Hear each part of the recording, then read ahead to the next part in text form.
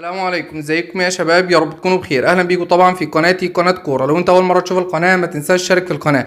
طبعا الحمد لله القناه وصلت 1300 مشترك، وده بفضل ربنا. فاضل لنا 1000 ساعه ونفعل طبعا القناه ديت، فيعني همتكم معانا. وانا عارف ان انا مش منتظم قوي في الفيديوهات، ولكن القناه خاصه بحاجات معينه زي ريال مدريد، برشلونه، وطبعا الدوري السعودي احيانا. فمستني منك بقى تشترك في القناه، تتفاعل على الفيديو. مباراه مهمه فيا ريال مدريد، ملعب لا سيراميكا، والمباراه دي اتلعبت في النص الاول من الدوري وانتهت لصالح ريال مدريد بنتيجه 3-1. علي محمد علي هو معلق المباراه، والبين سبورت رقم 1 هي القناه الناقله لمباراه ريال مدريد وفيا ريال. المباراه دي هتتلعب النهارده السبت 24/1/2026، وطبعا التوقيت بكل الدول العربيه الساعه 10 مساء توقيت مصر والسودان وليبيا، الساعه 11 مساء توقيت السعوديه، الكويت، العراق، فلسطين، الاردن، اليمن، سوريا، ومعظم الدول العربيه التانية اللي انا ما بقولهاش مثلا زي الاردن اللي انا بنساهم يعني سهوا، هتلاقيهم كلهم الساعه طبعا الساعه 11 مساء، الساعه 12 مساء لو انت في الامارات وسلطنه عمان، والساعه 9 لو انت في تونس والجزائر،